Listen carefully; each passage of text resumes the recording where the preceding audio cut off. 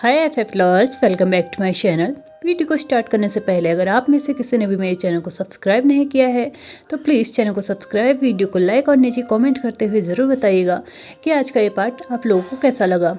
तो चलिए soulmates at the burial mount के नेक्स्ट पार्ट को स्टार्ट करते हैं। और इसके साथ में एक और चीज़ आप लोगों को बता दूं कि ये दिन आज का बहुत लंबा होने वाला है। हो सकता है ये दिन आज के पार्ट में ही कंप्लीट ना हो, 2-3 दिन और लग जाए। 2-3 दिन तो नहीं, कम से कम 1 या 2 दिन और लगेंगे इसके बाद इस दिन को कंप्लीट होने में। तो प्लीज़ कोई भी अब ये कमेंट मत कर दीजिएगा कि कभी कभी तो 2 सेकंड्स के अंदर सालों निकल जाते हैं और कभी कभी 2-3 एपिसोड निकलने के बाद भी एक दिन नहीं निकलता। लेकिन ये जो दिन है ना, बहुत ज़्यादा चीज़ें अपने साथ लेके आने वाला है, तो इसलिए ये दिन बहुत ज़्यादा लंबा होने वाला है। तो चलिए बकवास कम करते हुए इसको स्टार्ट करते हैं। लास्ट पार्ट में हमने देखा था कि विंग ने फाइनली ठान लिया था कि वो वांग जी से अब बात करके रहेगा, क्योंकि कहीं ना कहीं उसको इस एक हफ्ते में ना वांग जी की चुप्पी बहुत खलने लगी थी। उसको भले ही समझ में नहीं आया था कि वो ऐसा क्यों महसूस कर रहा है और क्यों उसको वांग जी की ये साइलेंस बिल्कुल भी बर्दाश्त नहीं हो रही है, लेकिन फिर भी उसने अपने एंड से पूरी कोशिश करने की ठान ली थी कि वो अब वांग जी से बात करके ही रहेगा। और वांग जी के रूम में जाने के बाद जब वांग जी से उसने पूछा कि क्यों वो आजकल इतना वियर्ड बिहेव कर रहा है, क्यों वो आजकल बहुत कम बोलता है, तो उसके बाद वांग जी ने उससे क्वेश्चंस पूछे थे जिसका आंसर विंग नहीं कर पाया था। वांग जी ने लास्ट क्वेश्चन विंग से पूछा था कि क्या अगर वो इस ब्यूरियल माउंट से जाना चाहे तो क्या वो लान जिंगे को मार देगा, जैसे कि उसने पहले बोला था।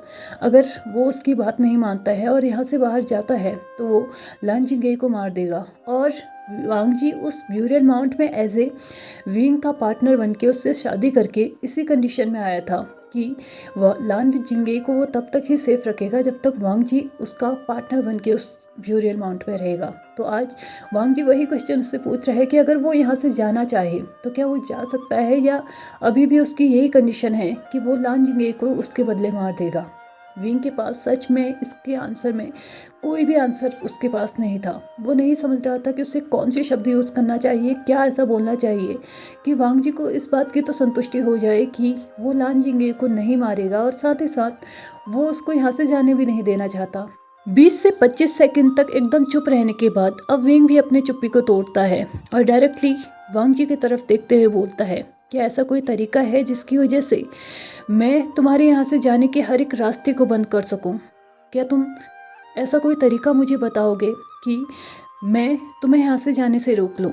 विंग ने ये बात सिर्फ और सिर्फ वांग जी की आंखों में देख के बोली थी। ऐसा लग रहा था कि उसकी आंखें और उसके लफ्ज़ दोनों एक ही बात बोल रहे हों, और वांग जी कहीं ना कहीं इन्हें समझ भी रहा था।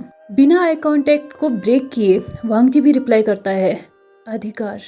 तुम अपने अधिकारों का पूरा इस्तेमाल कर सकते हो और मुझे रोक सकते हो, लेकिन तुम कौन से अधिकार यूज़ करोगे, कौन से अधिकारों को तुम इस्तेमाल करोगे मुझे यहाँ रोकने के लिए? क्या तुम वो शख्स बनना चाहोगे जिसने मुझे यहाँ पे एज ए टीचर अपॉइंट किया था? तो फिर भी तुम्हारे पास ये अधिकार नहीं है कि तुम मुझे यहाँ पे रोक सको, क्योंकि तुमने मुझे अपॉइंट तो किया था। उस वक्त तुमने कोई ये कंडीशन नहीं रखी थी कि तुम्हारी मर्जी के बगैर मैं यहाँ से नहीं जा सकता। या फिर तुम हीलिंग पैट्रियार्क के अधिकार से ये सब करोगे, तो भी तुम्हारे पास कोई अधिकार नहीं है मुझे यहाँ रोकने का, क्योंकि हीलिंग पैट्रियार्क के जो रूल्स हैं उसके लोगों पे चलते होंगे। मैं उसके लोगों के अंदर नहीं आता, या फिर मैं उसके सेक्ट से बिलोंग नहीं करता हूँ, तो ये अधिकार भी तुम्हारे पास नहीं है। क्या तुम मुझे एक दोस्त के हैसियत से यहाँ पे रोकना चाहोगे, जिस दोस्ती को लगभग 10 साल पहले ही हम लोग छोड़ चुके हैं? यानी कि ये अधिकार भी तुम्हारे पास नहीं है। अब बचा लास्ट अधिकार, तुम्हारे पति होने का अधिकार। क्या तुम इसे जताना चाहोगे? विंग ने वांग जी को एक अजीब लुक दे के देखा, मानो वो बहुत ज़्यादा कंफ्यूज्ड हो इस वक्त कि वांग जी ये सब कुछ क्या बोले जा रहा है, कौन से अधिकार, किसके अधिकार? क्या सच में किसी और की लाइफ को कंट्रोल करने का अधिकार किसी और के पास होता है? विंग अपने मन में ही ये सोच रहा था, और अभी भी उन दोनों में से किसी ने भी एक दूसरे की आंखों में देखना बंद नहीं किया था। एक टक वो एक दूसरे की आंखों में देख रहे थे। वांग जी ने अपना बोलना कंटिन्यू किया, हाँ, पति होने का अधिकार, लेकिन शायद तुम्हारे पास वो भी नहीं है, क्योंकि यहाँ पे भी अधिकार दोनों तरफ से होता है। सिर्फ तुम्हारी तरफ से ही अधिकार नहीं साबित किया जा सकता, नहीं जताया जा सकता। वो अधिकार मेरे पास भी होना चाहिए जिसका अधिकार तुमने मुझे कभी दिया ही नहीं। जिस अधिकारों को साबित करने का, उनका फ़ायदा उठाने का अधिकार तुमने मुझे कभी दिया ही नहीं। सारी बात होती है सिर्फ अधिकारों की। तुमने तो सारे के सारे अधिकार निभा लिए, सारे के सारे अधिकार जता भी लिए। मेरा क्या? क्या मैं किसी भी अधिकार के लायक नहीं हूँ? विंग के माइंड में बस एक ही शब्द गूंज रहा था, अधिकार, राइट्स। वांग जी ने अपने शब्दों को कंटिन्यू किया और फिर से बोलना शुरू किया। शायद मेरे अधिकार तुमने किसी और को दे रखे हैं। शायद वो अधिकारों का फ़ायदा कोई और उठा रहा है।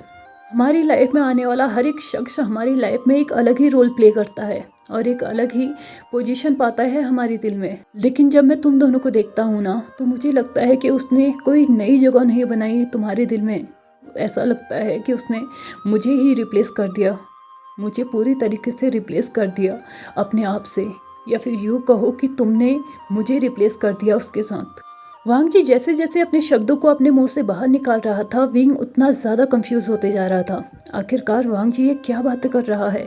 कौन सा अधिकार और किसने वांग जी को खुद से रिप्लेस कर दिया? आखिरकार वांग जी कह क्या रहा है? उसको बिल्कुल भी कुछ समझ में नहीं आ रहा था। लेकिन एक चीज़ तो उसको कम्प्लीटली समझ में आ चुकी थी कि कुछ ना कुछ तो विंग ने अब फिर से ऐसा कुछ कर दिया है जिसकी वजह से वांग जी को बहुत हर्ट हुआ है, हद से ज़्यादा हर्ट हुआ है। और ये हर्ट उसके शब्दों से बाहर निकल रहा था। उसके मुंह से निकलने वाला हर एक वर्ड उसके दर्द को बयान कर रहा था।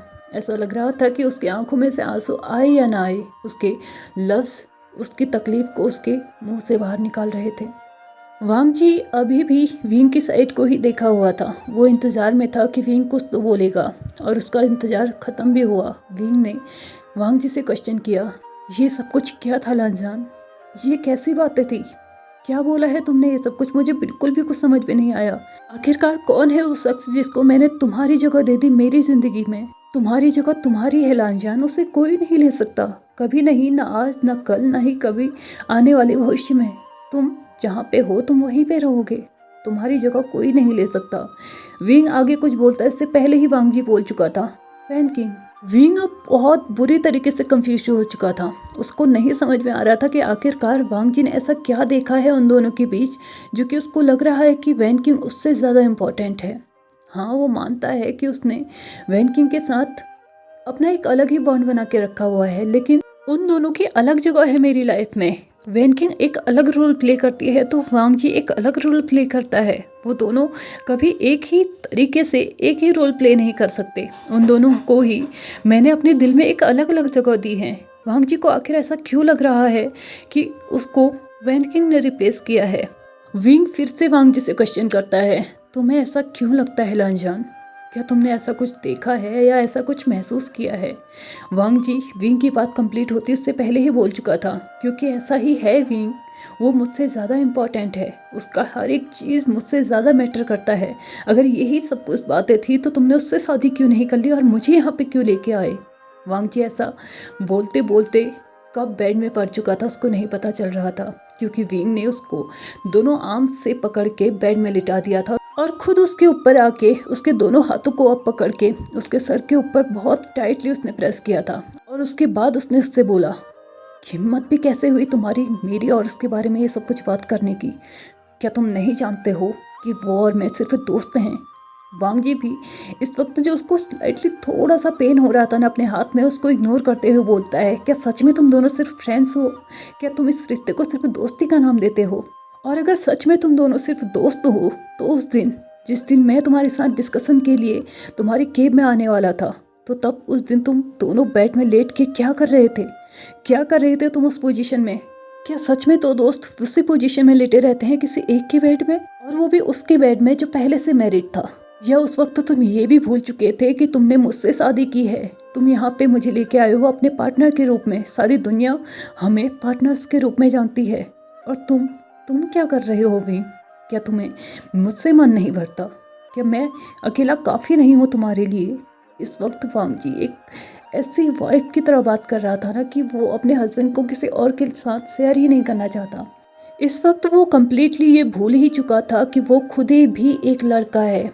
उसके पास वाइफ होनी चाहिए, ना कि उसको विंग के लिए पॉसेसिव होना चाहिए। और वो शायद ये भी भूल चुका था कि वो इस वक्त विंग से किस लिहाज में बात कर रहा है। क्या यही चीज़ें उसको लेंस एक्ट में सिखाई गई थी? जेलसी, किसी दूसरे से गुस्सा करना, बिना मतलब की पॉजेसिवनेस रखना, क्या ये सब कुछ रूल्स वो ब्रेक नहीं कर रहा था? जो वांग जी अपने रूल रेगुलेशंस के लिए बहुत ज़्यादा मतलब एकदम डिसिप्लिन में रहा करता था, वो आज बहुत सारे रूल एक साथ तोड़ रहा था। और सबसे बड़ा रूल कि वो जेलस हो रहा था। वांग जी के मुंह से निकलने वाला हर शब्द विंग के गुस्से को और भी ज़्यादा बढ़ा रहा था और उसके बातों की ग्रिप उसके यानी कि वांग जी के हाथों में और भी ज़्यादा टाइट होते जा रही थी। लेकिन वांग जी को इस बात का एहसास बिल्कुल भी नहीं हुआ और अब उसने अपनी बॉडी को पूरी तरीके से ढीला छोड़ते हुए बोला, आखिर क्यों इम्पोर्टेंस देते तुम इस शादी को? जो शादी तुम्हारे लिए कभी कोई मायने ही नहीं रखती थी, उसका होना ना होना तुम्हारे लिए क्या मैटर करता है? कुछ भी नहीं। और उस इंसान के साथ तो तुम्हारा रिश्ता ही खत्म हो चुका है जिसको तुम सिर्फ यहाँ पे अपना बदला लेने के लिए लेके आए थे। तुम जिस तरीके से मुझे डिसरिस्पेक्ट कर सकते थे तुमने किया, तुम जितनी मेरी बेइज्जती कर सकते थे तुमने किया। लेकिन आज मुझे समझ में नहीं आ रहा है कि मेरे तुमसे दूर जाने की इस बात से तुम इतना क्यों घबरा रहे हो, इतना क्यों तड़प रहे हो और तुम्हें किस बात का गुस्सा आ रहा है? जाने दो ना मुझे। क्या मैं मेरी लाइफ में सच में कुछ भी अच्छा डिजर्व नहीं करता, या फिर मुझे लाइफ टाइम इस मीनिंगलेस रिलेशनशिप को ही निभाना होगा जिसमें ना मैं खुश रह सकता हूँ ना ही तुम खुश रह सकते हो? मुझे यहाँ से जाने दो और खुद खुश रहो अपनी वैनकिंग के साथ। वांग जी ने अपनी बॉडी को पहले ही फ्री छोड़ दिया था और अब उसने स्लोली अपनी आंखों को भी क्लोज कर लिया था, मानो वो अपनी आंखों से आने वाले आंसुओं को रोकने की कोशिश कर रहा था। विंग एक टक अभी भी सिर्फ वांग जी को देखे जा रहा था। वो नहीं जानता था कि उसने वांग जी के हाथों में अपने ग्रिप को कितना टाइट कर लिया है। ऐसा लग रहा था कि वांग जी के हैंड्स में ब्लड सर्कुलेशन भी रुक चुका था। वांग जी के फिंगर्स और उसकी हथेलियाँ धीरे धीरे नीली पड़ने लगी थी क्योंकि विंग की जो ग्रिप थी वो सच में बहुत ज़्यादा टाइट थी और लगभग 5 से 10 मिनट हो चुके थे उसको ऐसे ही पकड़ा हुआ, जिसकी वजह से उसका ब्लड सर्कुलेशन भी प्रॉपर नहीं हो पा रहा था। वांग जी को अपने दिल का दर्द इतना बड़ा लग रहा था, इतनी ज़बरदस्त तरीके से उसको अपने हार्ट में पेन हो रहा था कि वो अपनी फिजिकल पेन को तो भूल ही चुका था। उसकी बॉडी में होने वाले पेन को वो महसूस ही नहीं कर पा रहा था। दूसरी तरफ विंग था जो कि वांग जी की वजह से बहुत ज़्यादा गुस्से में आ चुका था और वो ये भूल ही चुका था कि उसने किसी के हाथों को बहुत टाइटली पकड़ा हुआ है। विंग कुछ कहता इससे पहले ही वांग जी फिर से बोल चुका था, क्या मैं एक लास्ट क्वेश्चन और कर सकता हूँ? तुम आंसर दोगे या नहीं दोगे मैं नहीं जानता, लेकिन फिर भी मैं पूछना चाहता हूँ, तुम मुझसे इतनी नफरत क्यों करते हो विंग? क्या रीज़न है मुझसे इतनी नफरत करने का? क्या मैंने सच में ऐसा कुछ किया है जिसकी वजह से सच में तुम मुझे कभी देखना भी नहीं चाहते? या यूँ कहो कि तुम्हारी आंखों में सिर्फ नफरत ही मेरे लिए भरी हुई है? तुम्हारी आंखों में ही नहीं, तुम्हारे दिल में भी मेरे लिए नफरत भरी हुई है। क्यों ऐसा है विंग? वांग जी ने धीरे धीरे अपनी आंखों को खोला और दोबारा से अपनी आंखों को विंग की आंखों के साथ मिलाया और डायरेक्टली उसकी आंखों में देखते हुए अब उसके आंखों में ही अपने सवाल का जवाब ढूंढने लगा था। विंग ने भी जैसे ही वांग जी के मुंह से इस क्वेश्चन को सुना तो उसके हाथ भी कब लूज होने लगे उसको पता नहीं चला और वो खुद में ही अपने सवालों का जवाब ढूंढने लगा।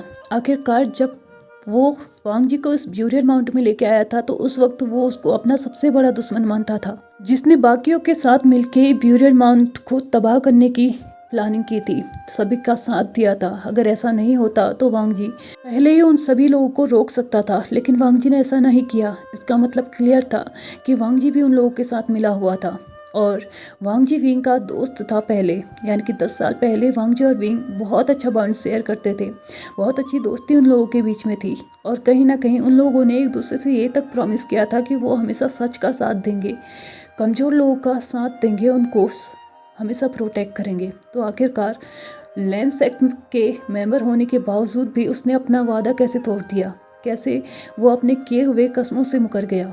और यही रीज़न था कि विंग वांग जी से नफरत करने लगा था वो, और उसे तो ये उम्मीद कर ही रहा था कि वो विंग को कभी नहीं समझ पाएंगे, लेकिन वांग जी भी नहीं समझ पाएगा, वो भी उसका साथ छोड़ देगा।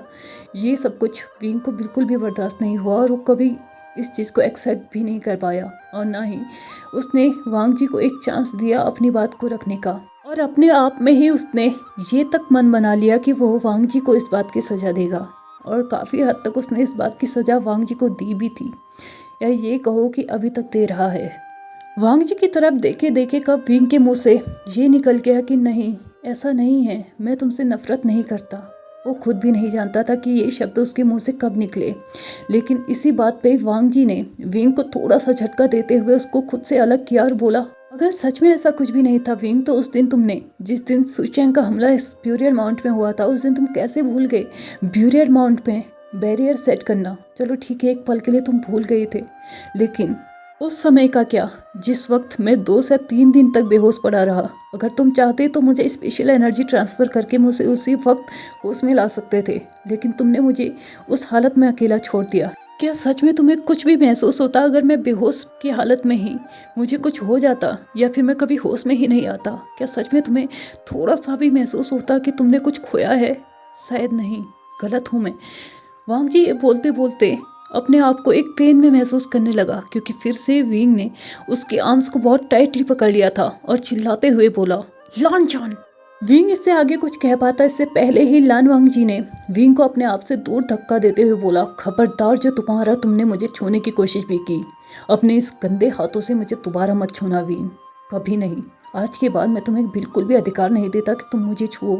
तुम उसी इंसान को जाके छुओ जिसके साथ तुम उस दिन केब में थे। ऐसा कहते हुए वांग जी ने अपने आप को पलट लिया और फिर से अपने लास्ट शब्दों को अपने मुंह से निकाला, मुझे यहाँ से जाने दो विंग, प्लीज़। मैं भी खुश रहूँगा, तुम भी खुश रहोगे और अपनी वैन किंग को भी खुश रख पाओगे।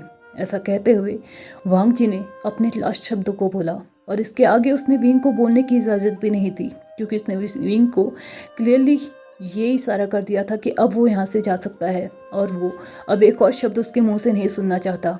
विंग को भी वांग जी के मुंह से बार बार उसके लिए वैन किंग और उसके रिश्ते को एक अलग ही डायरेक्शन में ले जाने के लिए बहुत ज़्यादा गुस्सा आ रहा था, और उसने भी वांग जी से ज़्यादा बात न करते हुए वहाँ से बाहर चले गया। वहाँ से जाने के बाद डायरेक्टली वो अपने केब में गया और उसने एक एक करके सारे सामान को तोड़ना फोड़ना स्टार्ट कर दिया, क्योंकि वो सच में बहुत ज़्यादा गुस्से में था। इस वक्त वो चाहता था कि वो किसी भी तरीके से अपनी फ्रस्ट्रेशन बाहर निकाल दे, अपने गुस्से को बाहर निकाल दिए, और एक एक करके उसने पूरी केब में जितना सामान था, जितना रखा हुआ था, उसको सबको फ्लोर पे फेंक दिया। जो टूटने वाली चीज़ थी टूट चुकी थी, जो फटने वाली चीज़ थी वो फट भी चुकी थी, और जो नॉर्मल सी चीज़ें थी वो वैसे की वैसी ही थी, लेकिन वो भी फ्लोर पे पड़ी हुई थी।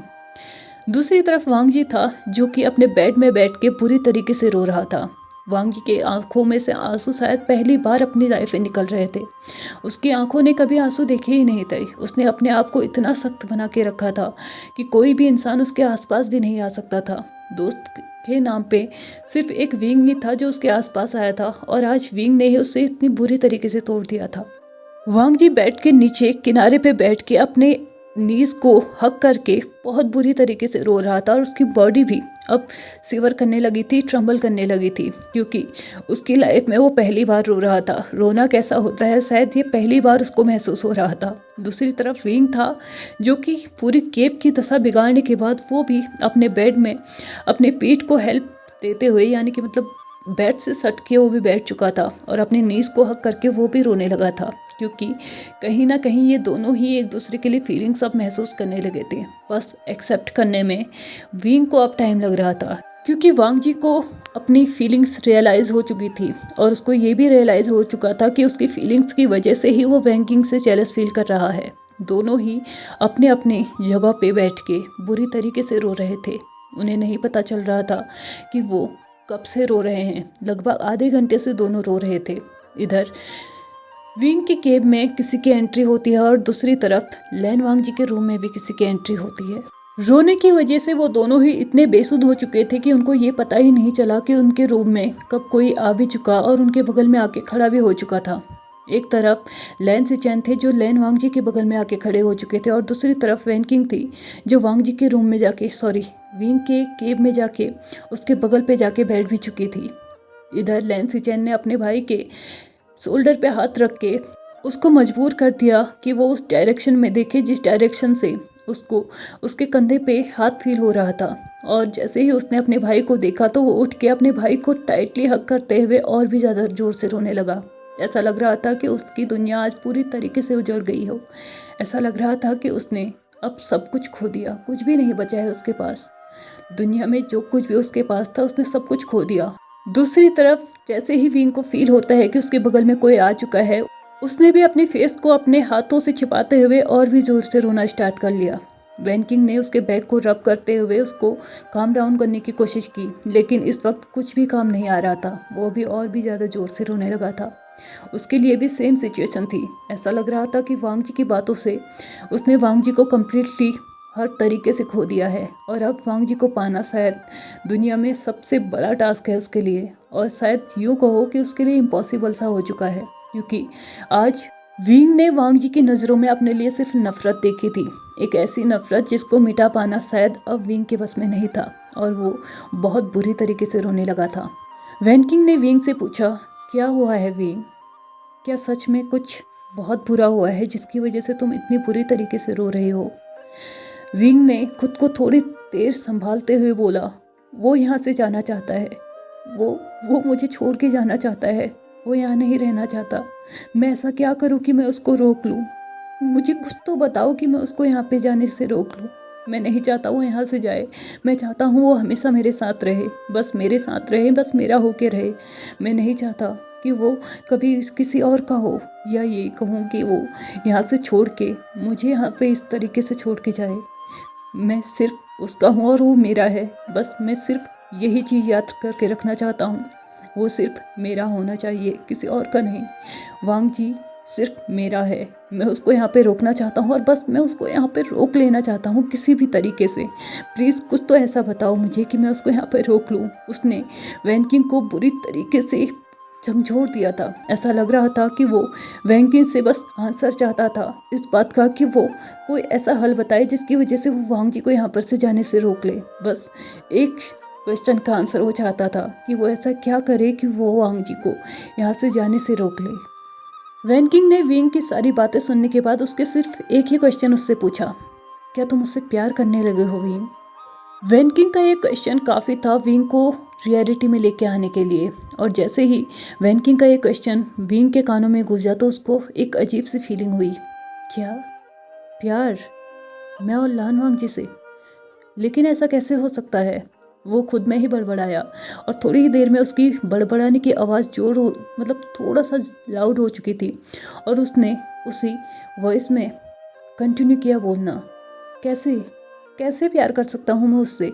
वो एक लड़का है और मैं भी एक लड़का हूँ, आखिरकार मैं उससे कैसे प्यार कर सकता हूँ? नहीं, मैं उससे प्यार नहीं करता, लेकिन बस मैं चाहता हूँ कि वो मेरी लाइफ में रहे और हमेशा के लिए मेरी लाइफ में रहे।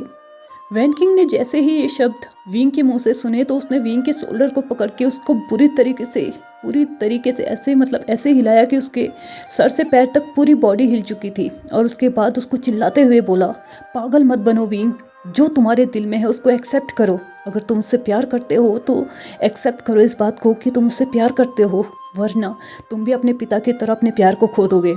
ऐसा कहते हुए वैन किंग ने विंग की आंखों में देखा। दूसरी तरफ लैन सिचेन अपने भाई को उसकी पीठ को सहलाते हुए उसको काम डाउन करने की कोशिश कर रहे थे, और जब कुछ ही पलों के बाद वांग जी काम डाउन हो भी चुका था, उसके बाद लैन सिचेन ने उससे क्वेश्चन किया, क्या हुआ है वांग जी, क्यों रो रहे हो तुम? क्या बहुत बुरा कुछ ऐसा हुआ है जो तुम नहीं चाहते थे? तो वांग जी ने आंसर करते हुए बोला, मैं यहाँ से जाना चाहता हूँ ब्रदर, क्या आप मेरी हेल्प करेंगे? क्या आप मुझे इस ब्यूरियल माउंट से ले जाके कहीं और नहीं रख सकते? मैं बस यहाँ से दूर जाना चाहता हूँ, मैं उससे दूर जाना चाहता हूँ। वो सिर्फ और सिर्फ वैन किंग के साथ खुश है। मुझे नहीं पता चल रहा कि मैं उन दोनों के बीच में आखिर कर क्या रहा हूँ, मैं यहाँ पे क्यों हूँ, मुझे नहीं पता चल रहा। क्या सच में मेरा उससे प्यार करना इतना गलत था? क्या सच में मैं उसको कभी नहीं पा सकता, या यूँ कहो कि मैंने उसको हमेशा के लिए खो दिया? मैं यहाँ पे नहीं रह सकता, इस घुटन के साथ मैं यहाँ पे नहीं रह सकता, बिल्कुल भी नहीं रह सकता। प्लीज़ भाई मुझे यहाँ से लेके चलिए ना, मैं दुनिया में कहीं भी रहने के लिए तैयार हूँ। मुझे पता है अंकल ने मुझे लैंड सेक्ट में लौटने के लिए मना किया है, लेकिन मैं दुनिया में कहीं भी रह लूँगा, लेकिन यहाँ पे मुझे घुटन महसूस होती है। ऐसा लगता है कि ज़बरदस्ती मेरी सांसों को रोकने की कोशिश की जा रही है, और अब मुझसे ये बर्दाश्त नहीं होता। मैं नहीं देख सकता उसको किसी और के साथ, प्लीज़ मुझे यहाँ से लेके चलिए ना। लैन सिचेन ने फिर से अपने भाई को गले लगाते हुए उसके बैक को रब करते हुए उसको फिर से काम डाउन किया, और अपनी बस एक ही सेंटेंस में वांग जी को सब कुछ समझा दिया, वो तुम्हारा है और अपने प्यार के लिए लड़ो वांग जी, वो सिर्फ और सिर्फ तुम्हारा है। ऐसा कहते हुए वो अभी भी वांग जी के पीठ को रब कर रहे थे। वांग जी ने धीरे धीरे उस हक को ब्रेक किया और उसके बाद बोला, क्या ऐसा कैसे हो सकता है? मैं किस हक से लड़ूं और किसके लिए? वो और मैं दोनों ही लड़के हैं, हम दोनों एक दूसरे के लिए नहीं लड़ सकते। आखिरकार ये समाज हमें कैसे एक्सेप्ट करेगा? और सबसे बड़ी बात, मुझे नहीं लगता कि विंग को लड़कों में इंटरेस्ट होगा। मैं उसकी चॉइस कभी नहीं बन सकता, वो मुझे कभी एक्सेप्ट नहीं करेगा। ऐसा कहते हुए वांग जी ने अपने भाई से अपनी नज़रें चुरा ली। ऐसा लग रहा था कि वांग जी अपने आप को ही ये समझाने की कोशिश कर रहा था कि नहीं, अब उन दोनों का रिश्ता कभी भी कोई भी नहीं जोड़ सकता, ना वो खुद ना ही कोई और आके। लैन सिचेन ने जब ये बात अपने भाई के मुंह से सुनी तो उसने अपने भाई को दोबारा से अपनी तरफ टर्न किया और बोला, कौन सी शादी? कौन सी शादी को समाज एक्सेप्ट नहीं करेगा लानवांग जी? तुम पहले से ही विंग के साथ मैरिड हो, भले ही इसको कोई एक्सेप्ट करे या ना करे, तुम दोनों पहले से ही शादीशुदा हो और उस इंसान पे सिर्फ तुम्हारा अधिकार है। तुम प्यार करते हो उससे तो उसको एहसास दिलाओ इस बात का, अपने अधिकारों को जताओ। अगर वो नहीं देता तो उसको पाओ, वो तुम्हारा है और वो सिर्फ और सिर्फ तुम्हारा ही रहेगा। किसी और के पास अधिकार नहीं है उसके करीब आने का, या फिर उसको खुद अधिकार नहीं है किसी और के पास जाने का।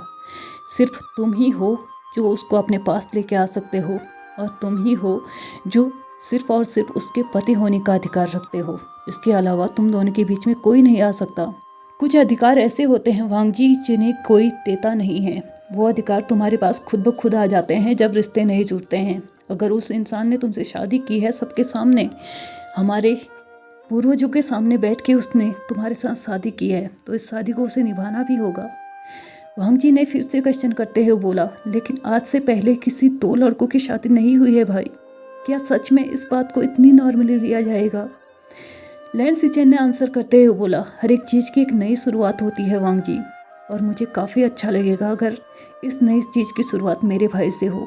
और एक और चीज़ मैं तुम्हें अच्छे से क्लियर कर दूँ वांग जी, ऐसा बिल्कुल भी नहीं है कि सेम जेंडर के बीच कभी कोई प्यार वाले रिलेशनशिप नहीं होते, कभी कोई लव मैटर्स नहीं होते।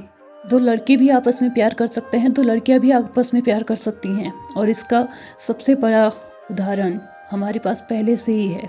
अगर तुम्हें याद हो तो जैन फेंगम्यान और वी जियानसे दोनों ही एक दूसरे को बहुत प्यार करते थे, बस इस समाज की वजह से उन दोनों ने अपने प्यार को कुर्बान कर दिया।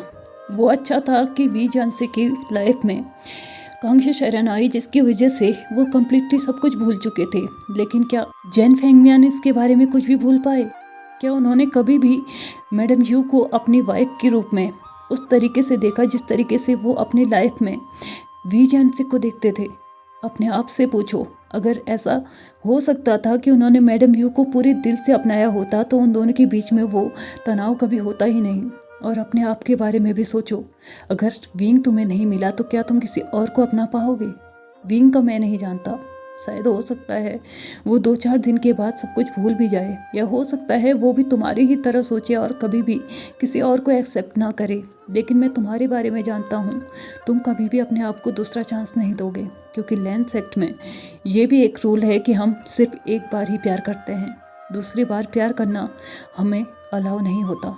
इसलिए अपने प्यार को पहचानो और उसके लिए लड़ो। अगर वो नहीं चाहता तुम्हारे साथ रहना तो उसे मजबूर करो, वो सिर्फ और सिर्फ तुम्हारा है, और तो और कानूनी तौर पे भी अब तुम्हारा है।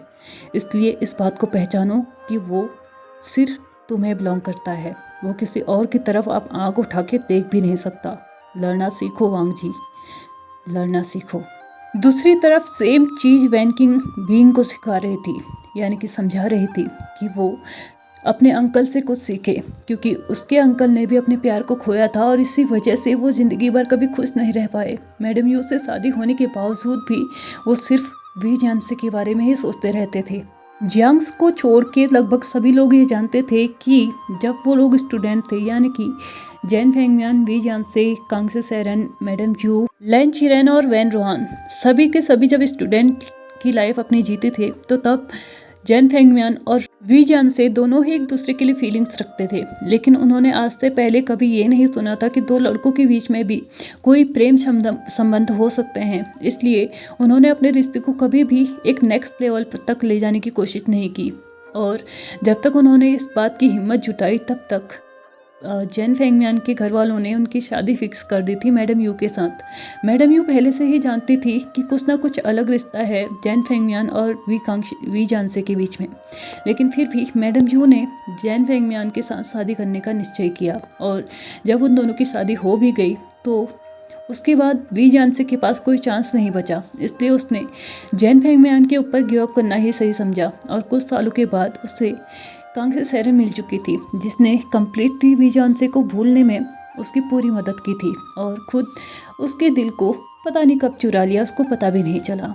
इधर वी जांग से तो अपनी लाइफ को अच्छे से एंजॉय कर रहा था, लेकिन एक तरफ जैन फेंगमियान था जो कि इस वक्त फिर से उसी माहौल में था, यानी कि सब कुछ उसके लिए एक मजबूरी था। धीरे धीरे मैडम यू और उनके बीच में थोड़ी बहुत चीज़ें नॉर्मल भी होने लगी थी, लेकिन मैडम यू को ये कभी भी पसंद नहीं आता था कि वो अभी तक वी जानसे को इतना इंपॉर्टेंस देते हैं, और इसी वजह से उन दोनों के बीच में बहुत सारे तनाव रहते थे, बहुत ज़्यादा टेंशन्स रहते थे, जिसकी वजह से उन दोनों का रिलेशनशिप कभी भी अच्छा नहीं बन पाया। हर कोई इस बात के बारे में जानते थे, सिर्फ जैन सिबलिंग्स ही इस बारे में नहीं जानते थे, यानी कि जैन यांगली और जैन चैंग, ये दो ही थे जो इस बारे में लगभग कुछ भी नहीं जानते थे, बाकी लगभग हर कोई जानता था। और इस वक्त वैन किंग भी उन्हें यही समझाने की कोशिश कर रही थी विंग को, और वो यही बोलती है कि क्या तुमने अपने सामने जैन फेंगमियान को हमेशा सिर्फ और सिर्फ तकलीफ़ें नहीं देखा? अगर उसने उस वक्त एक इनिशिएटिव लिया होता, मैडम यू से शादी नहीं की होती और अपने प्यार को पहचाना होता, तो शायद वो लाइफ टाइम खुश रहते, लेकिन उन्होंने इस वक्त अपने प्यार को जाने दिया, और आज तुम भी वही गलती कर रहे हो। प्लीज़ इस बात को पहचानो कि तुम्हें एक बार जो प्यार हो जाता है ना, वो दोबारा उस लेवल का नहीं होता। जब किसी और के साथ तुम रिलेशनशिप रखते भी हो ना, तो भी कहीं ना कहीं एक कमी रह जाती है। हर कोई तुम्हारी माँ की तरह नहीं होता जो उस कमी को भी पूरा कर दे। हर कोई तुम्हारी माँ की तरह नहीं होता जो हर एक इंसान को समझने के लिए, उसके दुख दर्द को भुलाने के लिए खुद को चेंज करने की काबिलियत रखे। इस वक्त तुम्हारा प्यार तुम्हारे सामने है, और शायद तुम ये भी अच्छे से जानते हो कि वो भी तुमसे प्यार करता है। तो इस चांस को मत गवाओ विंग, अपनी एड़ी चोटी का झोल लगाओ और उसको मनाओ। उसको सिर्फ ये बताओ कि वो जो इम्पोर्टेंस तुम्हारी लाइफ में रखता है, उसके अलावा कोई और इंसान नहीं रखता। उसको, मुझे अच्छे से पता है कि उसको मुझे और तुम्हें लेके बहुत सारी गलतफहमियां हैं, तो उसकी इस गलतफहमियों को दूर करो और उसको सिर्फ ये बताओ कि वो जितना इम्पोर्टेंट तुम्हारी लाइफ में है, उतना कोई और कभी नहीं हो सकता। मेरी बात को मानो, और उसको रोकने का इससे अच्छा उपाय मैं तुम्हें और कुछ नहीं बता सकती। अपने प्यार को एक्सेप्ट करो और उसको यहाँ से जाने से रोक लो। मुझे लगता है विंग और वांग जी दोनों को ही समझने में अभी थोड़ा टाइम लगेगा, तो चलिए आज के इस पार्ट को हम यहीं पे ख़त्म कर देते हैं। वीडियो पसंद आया हो तो please like share subscribe and comment करते हुए जाएगा। Thank you so much for watching my video and bye bye.